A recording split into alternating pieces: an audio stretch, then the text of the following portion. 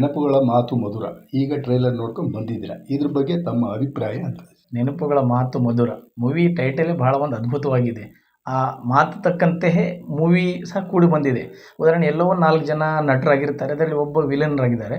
ವಾಸ್ತವಿಕ ಜೀವನದಲ್ಲಿ ವಿಲನ್ ಏನಪ್ಪ ಅಂತಂದರೆ ರೆಡ್ ಆ್ಯಂಡ್ ವೈಟ್ ಅಂದರೆ ಕೆಂಪು ಮತ್ತು ಬಿಳಿ, ಇಡೀ ಅವ್ರ ಜೀವನ ಶೈಲಿಯವನ್ನೇ ಕೆಂಪು ಮತ್ತು ಬಿಳಿದಲ್ಲಿ ಅಳವಡಿಸ್ಕೊಂಡಿದ್ದಾರೆ. ಹಾಗೆ ಮೂವಿಯಲ್ಲೂ ಸಹ ಹಾಗೆ ಇದ್ದಾರೆ. 4 ಜನ ನಟ ಏನಪ್ಪ ಅಂತಂದರೆ ಯಾವುದೋ ಒಂದು ಕೊಲೆ ಆಗಿರ್ತಂತಾರೆ, ಕೆಲವೊಬ್ಬರು ಏನಪ್ಪ ಅಂದರೆ ಒಬ್ಬರ ಮೇಲೆ ಒಬ್ಬರು ಶಂಶನ ವ್ಯಕ್ತಪಡಿಸ್ತಾರೆ. ಅಂದರೆ ವಾಸ್ತವಿಕ ಜೀವನದಲ್ಲಿ ಏನಪ್ಪ ಅಂದರೆ ಒಂದು ರಸಭರಿತವಾದಂಥ ಮೂವಿಯಲ್ಲಿ ಒಂದು ಚಿತ್ರವನ್ನು ತುಂಬ ಅದ್ಭುತವಾಗಿ ಈ ಮೂವಿಯನ್ನು ಒಂದು ಸಮಾಜಕ್ಕೆ ಒಂದು ಸಂದೇಶವನ್ನು ಕೊಡ್ತಕ್ಕಂಥದ್ರಲ್ಲಿ ಪ್ರಯತ್ನ ಮಾಡಿದ್ದಾರೆ. ಹಾಗಾಗಿ ಈ ಮೂವಿ ತುಂಬ ಅದ್ಭುತವಾಗಿದೆ. ಇದರಲ್ಲಿ ಎಲ್ಲೋ ಒಂದು ವಿಶೇಷ ಉದಾಹರಣೆ, ಈ ನ್ಯಾಯಾಂಗ ಇಲಾಖೆಯಲ್ಲಿ ಇರ್ತಕ್ಕಂಥ ಇದನ್ನು ನಾವು ಈ ಮೂವಿಯಲ್ಲಿ ನೋಡ್ಬೋದು. ಅಂತಂದರೆ ಒಂದು ಕೊಲೆಯಾಗಿದೆ ಅಂತಂದರೆ ಕೊಲೆ ಹೇಗಾಗಿದೆ ಅದನ್ನು ಮಾಡಿರೋ ಯಾರೋ ಅನ್ನುವಂಥದ್ದು ಒಂದು ಯಕ್ಷ ಪ್ರಶ್ನೆ ಆಗಿದೆ. ಹಾಗಾಗಿ ಈ ಮೂವಿ ತುಂಬಾ ಅದ್ಭುತ ಆಗಿದೆ ಅಂತ ಈ ಸಂದರ್ಭದಲ್ಲಿ ಹೇಳ್ಬೋದು ಸರ್.